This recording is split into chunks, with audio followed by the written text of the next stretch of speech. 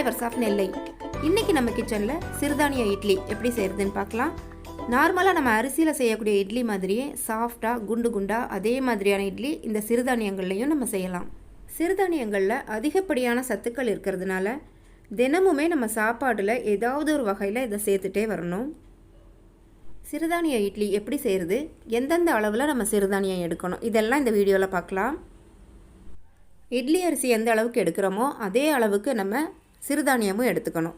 நான் இன்றைக்கி 2 டம்ளர் இட்லி அரிசிக்கு 1 டம்ளர் குதிரைவாலி, 1 டம்ளர் சாமை எடுத்திருக்கேன். இது தவிர நீங்கள் மாப்பிள்ளை சம்பா எடுத்துக்கலாம், பனிவரகு எடுத்துக்கலாம், கம்பு எடுத்துக்கலாம். எது எடுத்திருந்தாலும் சரி இட்லி அரிசிக்கு ஈக்குவலாக இந்த சிறுதானியங்கள்லாம் வர்ற மாதிரி பார்த்துக்கோங்க. சிறுதானியங்கள் எல்லாம் கலந்து கூட நம்ம எடுத்துக்கலாம். அடுத்ததாக 1 டம்ளர் உளுந்து, 1 ஸ்பூன் அளவுக்கு வெந்தயம். அரிசியையும் சிறுதானியத்தையும் ஒன்றா சேர்த்து கழுவி ஒரு 4 மணி நேரம் ஊற வச்சு எடுத்துக்கோங்க. அதே மாதிரி உளுந்து வெந்தயம் இது ரெண்டையும் சேர்த்து நல்லா கழுவிட்டு இதையும் ஊற வச்சு எடுத்துக்கோங்க.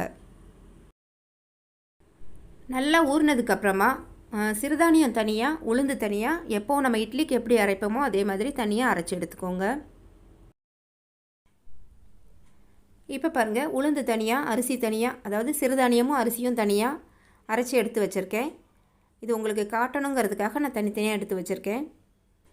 இப்போது இதில் தேவையான அளவு கல்லுப்பு சேர்த்துட்டு நல்லா கலந்து எடுத்துக்கலாம். பொதுவாகவே நம்ம எல்லாருமே அரிசி சாப்பாடு சாப்பிட்டே பழகி இருந்திருப்போம். சிலரால் அந்த சிறுதானியங்களுக்கு சட்டுன்னு மாற முடியாது.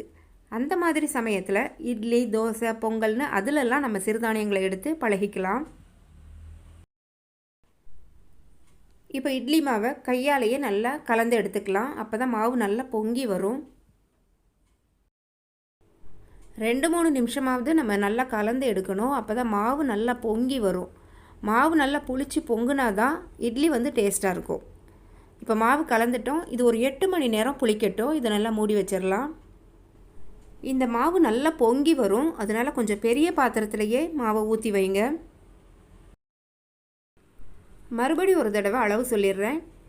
இந்த டம்ளருக்கு 2 டம்ளர் இட்லி அரிசி, 1 டம்ளர் சாமை, 1 டம்ளர் குதிரைவாலி, அதே மாதிரி 1 டம்ளர் உளுந்தம்பருப்பு எடுத்திருக்கேன்.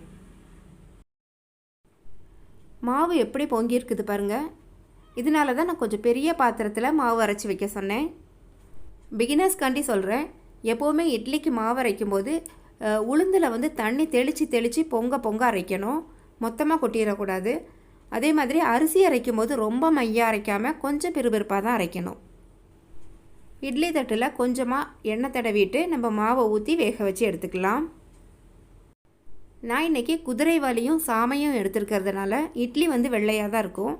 இதுவே நீங்கள் மாப்பிள்ளை சம்பா, சிகப்பரிசியெல்லாம் சேர்த்திங்க அப்படின்னா இட்லி கொஞ்சம் கலர் பழுப்பு நிறமாக இருக்கும். இட்லி மாவு பார்த்து பார்த்து அரைச்சா கூட சிலர் செய்கிற இட்லி கல் மாதிரி வரும். அதுக்கு என்ன காரணம் அப்படின்னா, தட்டில் இட்லி எல்லாம் ஊற்றிட்டு அதுக்கப்புறமா அந்த பாத்திரத்தை எடுத்து ஸ்டவ்வில் வைப்பாங்க. அந்த மாதிரி செய்யக்கூடாது. இட்லி பாத்திரத்தில் தண்ணி விட்டு தண்ணி நல்லா கொதிக்க ஆரம்பித்ததுக்கப்புறமா நம்ம இட்லி தட்டை அதில் வச்சு வேக வைக்கணும். இந்த மாதிரி செய்யும்போது இட்லி ரொம்பவே சாஃப்டாக கிடைக்கும். இட்லி சாஃப்டாக வர்றதுக்கு இது ஒரு முக்கியமான டிப். இது 10லேருந்து 15 நிமிஷம் நல்லா வேகட்டும்.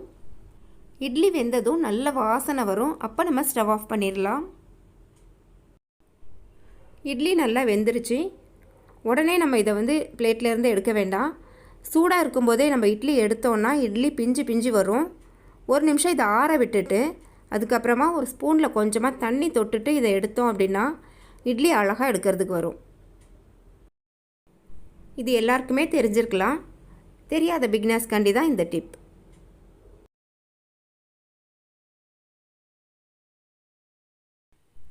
ரொம்ப ரொம்ப டேஸ்டான சத்தான சிறுதானிய இட்லி ரெடி ஆயிட்டு.